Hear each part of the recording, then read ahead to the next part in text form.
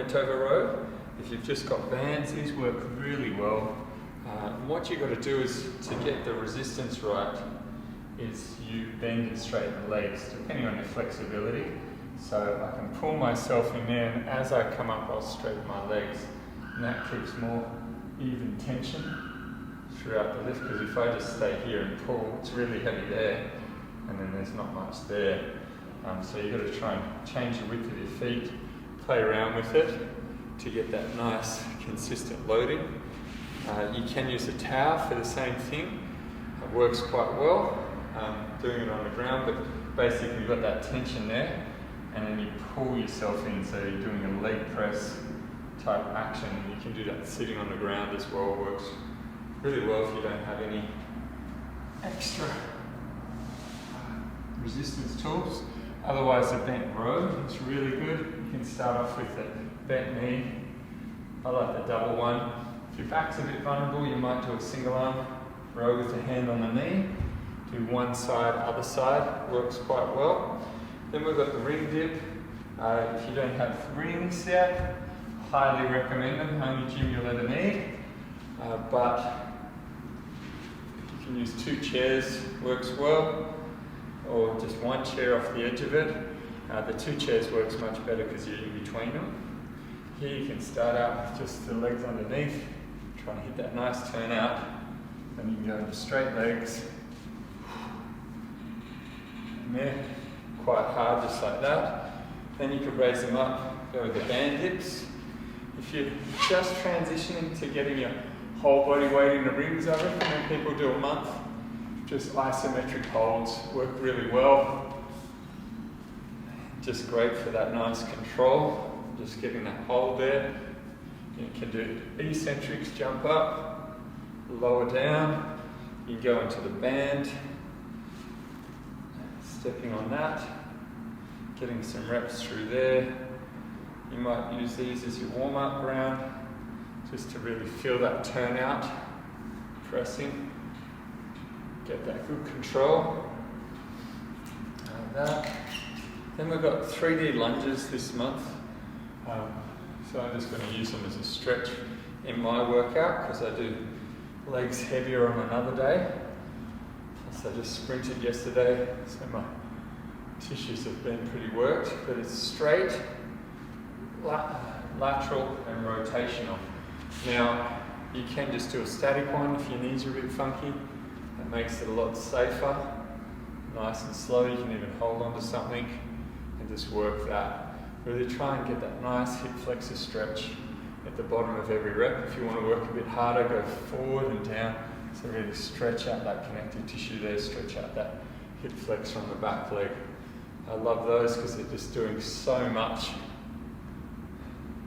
efficiently, just for every rep. You're getting that nice quad conditioning right through, getting ankle mobility in that front ankle, hip flexor mobility in the back. It's awesome. So let's get the timer cranking. 8-minute workout. Do the version that's right for you. Make sure you prep and you warm up properly.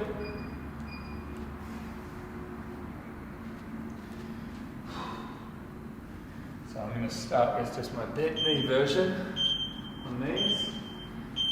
Nice clean reps.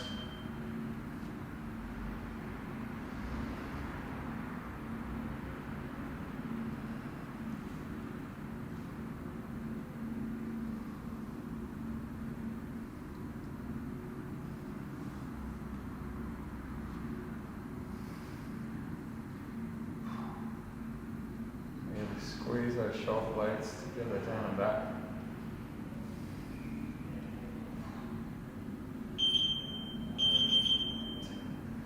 Get slow there.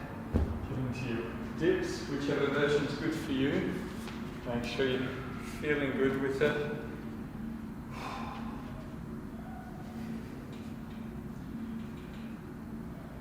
Good turn out at the top.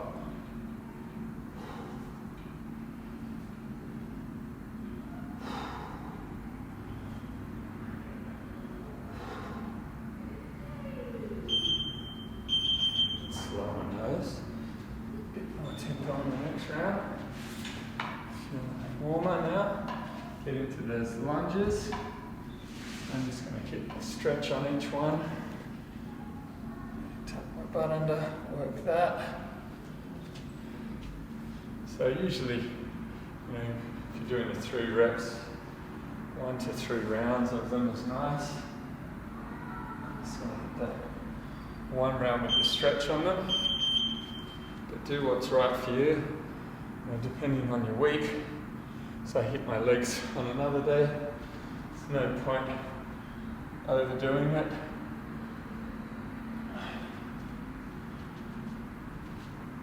I only really need to hit my legs group once a week. I kind of hit it twice with the sprint session on a Sunday. So I'm going to go into a much more challenging version on the hamstrings this round.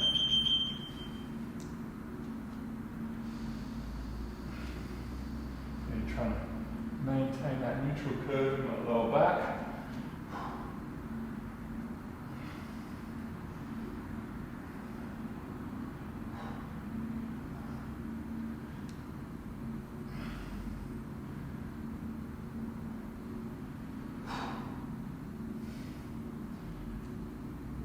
Now, when you're starting out, I kind of recommend most people do lower reps, 5 slow reps with a nice controlled tempo.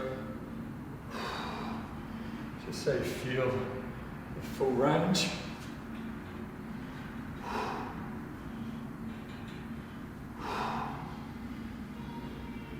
Try and make sure you're getting high enough, guys. Get the tongue out. These are tough.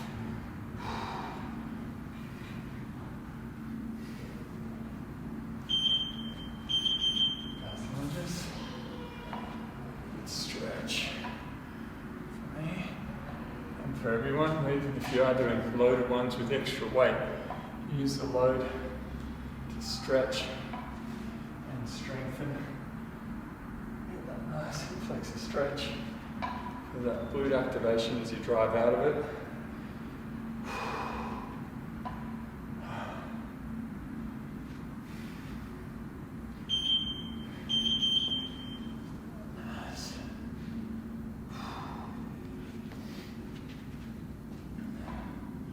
And even if you are just doing the legs as a stretch, it's a much more effective use of your time.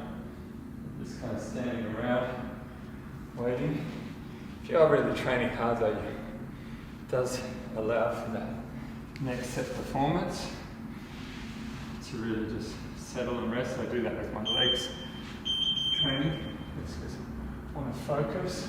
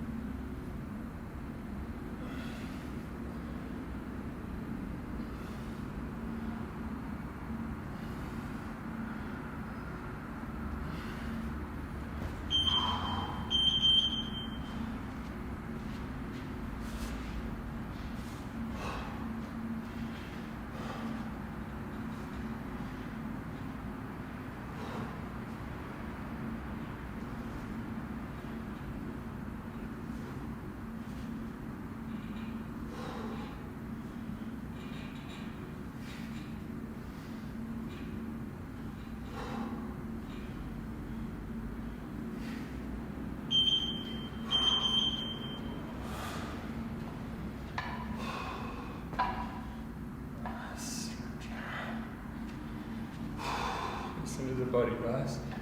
Work with your tissues. Make sure it feels good. If it doesn't, back off. You just got to make sure that every rep is improving your health. If you feel like you're pushing yourself a bit hard, back off. You want to feel good in your body every day. It's no good getting that extra rep, adding that extra weight if it costs you more than it gives you. I've got to train, move, and coach, and live every day of my life. So there's never a reason to overdo it. So I'm back again. next day, and I want to keep doing it. Plan on getting to 150 or more for age, so I want to keep training.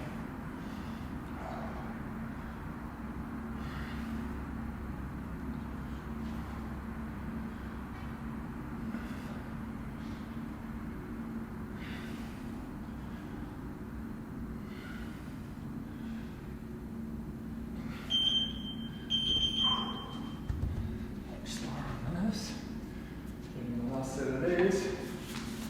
Make every rep feel good.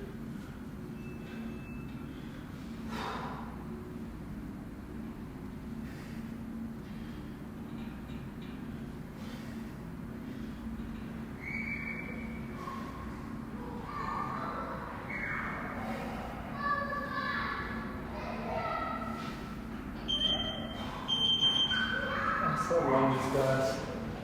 Make it count. Make it feel good.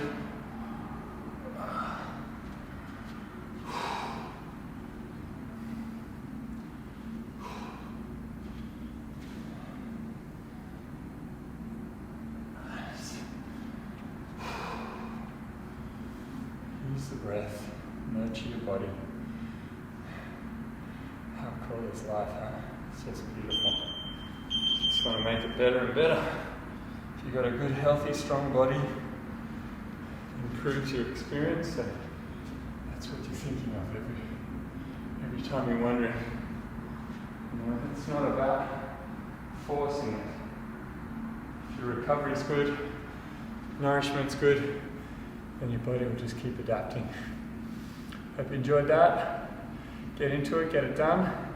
Let me know how you go. Let me know what you think of the new format. See you soon, guys.